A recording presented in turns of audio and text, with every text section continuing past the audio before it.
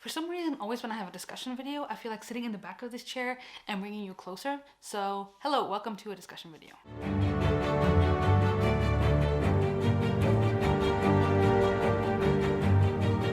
Hello, lovely book dragons, and welcome back to my channel, or welcome if you're new here. My name is Joana, and I love to talk about books on this channel, specifically fantasy books.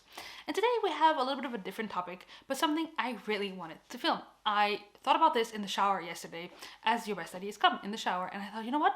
Instead of just thinking about it to yourself, just make a video out of it because it is a fun discussion topic that I actually really like.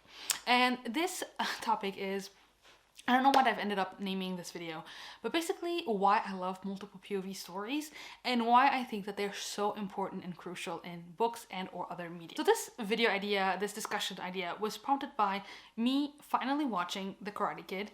I had never seen it, and Melvin has been trying to get me to see it for a very long time, and I was just like, I don't have an interest in this, which is weird because I love 80s stuff. I love 80s stuff. Like, I knew I was gonna, well, why did I not want to watch it? I don't know, but that's neither here nor there. I watched The Karate Kid. And then we started watching the show Cobra Kai. Now, if you have also been living under a rock like myself for all these years, The Karate Kid, basic plot point is we have a kid, he moves from New York to California and he arrives at the school, he gets bullied. It's the summer still and he actually sees this girl he thinks is really attractive on the beach and he kind of goes talk to her, but this girl's ex kind of shows up with his gang that are all in a karate dojo, and he shows up and he starts talking to the girl, but then the fight ensues between Daniel, the guy that came from New York, and Johnny, who is the ex.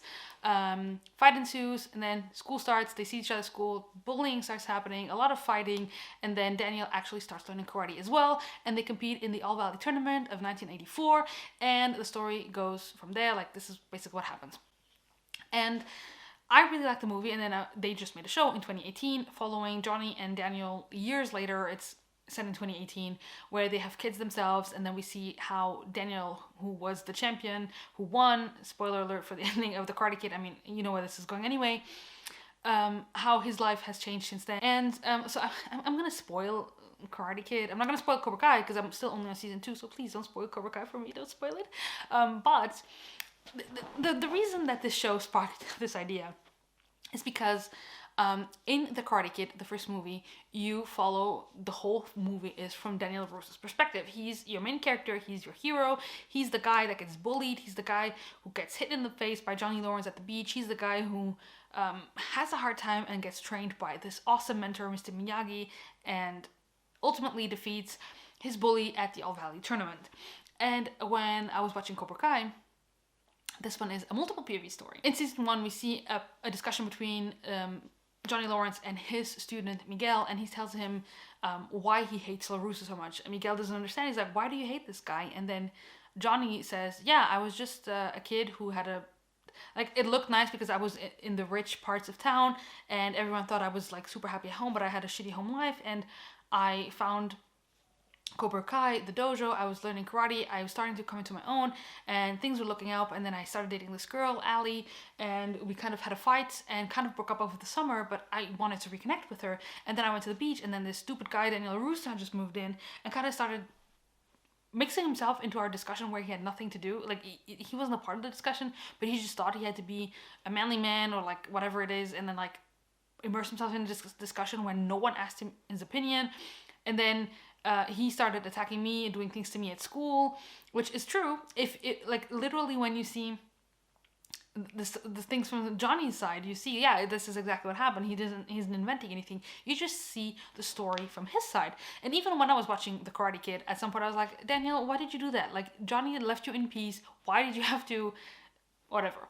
But the reason that I wanted to film this video, and maybe people won't watch it, it's fine, I just want to have it here, is that this is why I love multiple POV stories.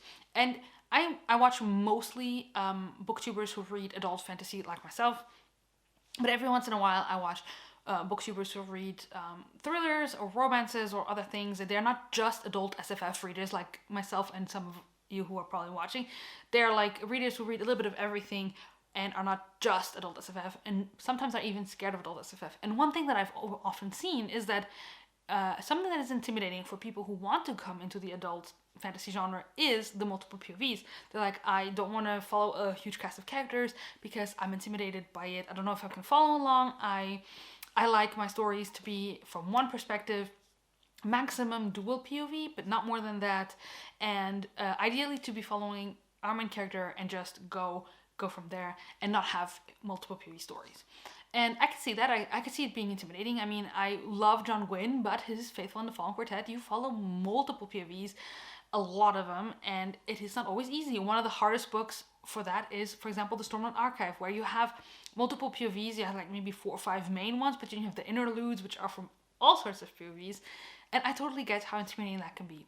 But the reason I think that multiple POV stories are so important is because they teach us empathy. They teach us to set ourselves in other people's shoes. And that is something that reading does in general. If you read stories from people who don't come from the same background as you do, who don't have the same walk of life as you do, you start feeling that empathy. But reading multiple POV stories takes that and brings it to a whole nother level, in my opinion. I think that you can only, like, being able to see a situation from 2 people's point of view, and you start seeing the arguments of person A, for all intents and purposes, you start seeing why Daniel hated Johnny Lawrence. You know that he felt bullied by Johnny. You know that he was attacked by him and his cronies when he was in school. But then when you start seeing Johnny Lawrence's perspective, you start seeing that maybe things aren't as black and white as you thought. And watching Cobra Kai, they have the 2 dojos. There's Miyagi-Do and there's Cobra Kai that is now back on the streets. And you follow these two dojos, these 2 ways of teaching karate, and you cannot root for one versus the other, because you see why this is happening over here and why this is good for certain people and why this person thinks that this person is evil and doing the wrong thing. But you also see all the good that this person and this type of way and this style of life is working absolutely for some people, and all the good that this is creating and how this is trying to change what it used to be and the image that comes along with it. And I think that that's why multiple POV stories are so important. And this only works, of course, if the stories are well fleshed out and if we don't have cardboard cutout characters. If you just have a mustache twirling villain and he's just like, I'm just gonna kill people because I feel like killing, then I don't care about a multiple POV story, of course. But, and that this is something that, to bring back to The Faithful and the Fallen by John Gwynne, for example, you follow people who are absolutely convinced that they're doing the right thing. And you know they're going the wrong path. You know this is not going to end well for them. And yet, when you're reading from their perspective, you absolutely see where they're coming from and you understand them. And maybe sometimes even root for them. Now, in case of Cobra Kai and Faithful and the Fallen, it's a bit different because reasons. One is really like going a really bad way and the other one isn't, or maybe isn't, I don't know, I haven't watched all of it. But I think that being able to empathize with someone, being able to see from their perspective and kind of setting yourself in their shoes and trying to understand them, that is why I love reading, because it teaches you empathy. It teaches you to not see things as black and white.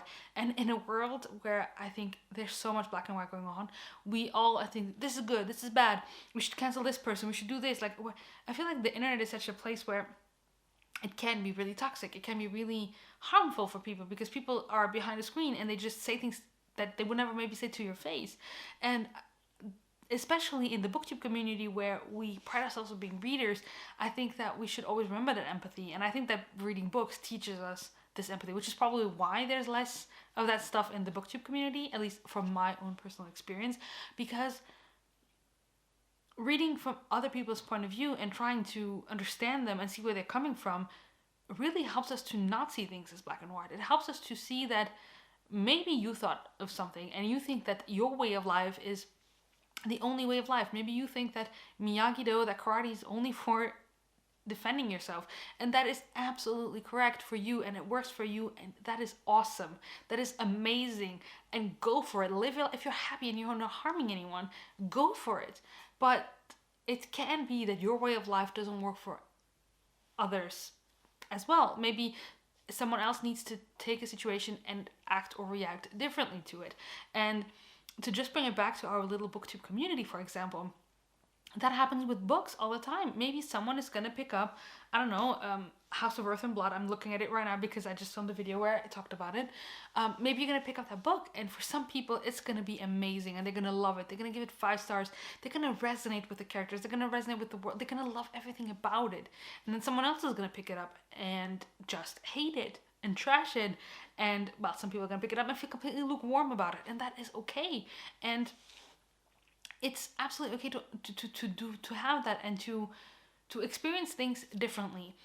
And what I think is important, especially as readers, is to remember that your way is not the highway. My way is not the highway. It's not because I love The Faithful and the Fallen that all my friends love The Faithful and the Fallen. In fact, I have someone that I really appreciate and whose opinions I really value, Klaus, over at The Contradictorian. He does not like those books.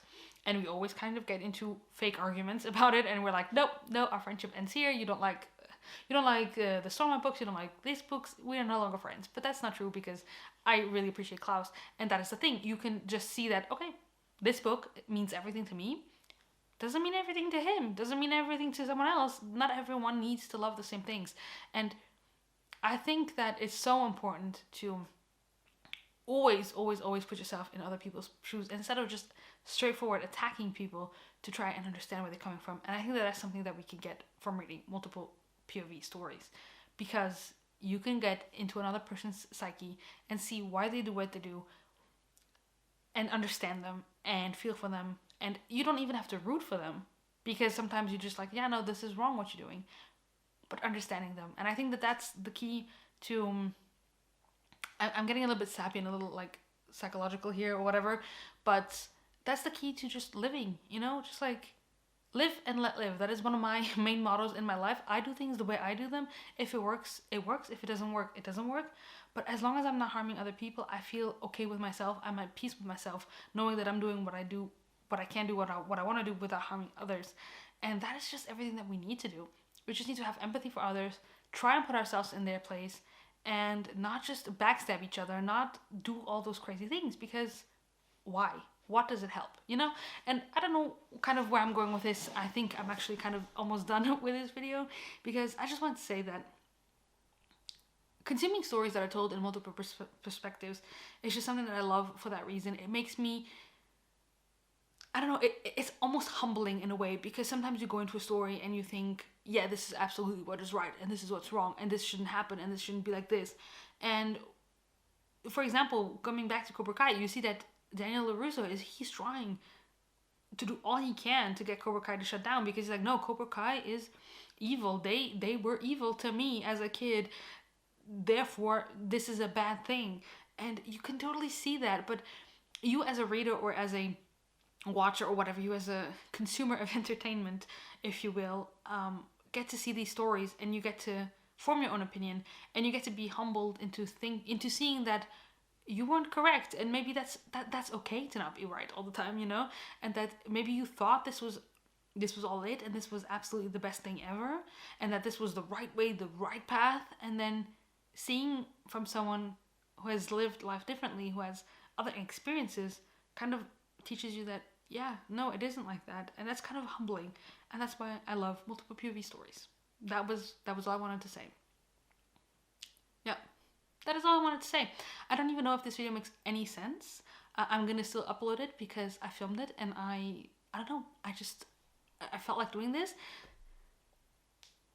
There's no more reason as to why I should have done this video, but I just felt like doing it, and here we go. So, what's the point of this video? Multiple POV stories teach us empathy, and we should have empathy towards others, and live and let live. That's it. Until next time, happy reading.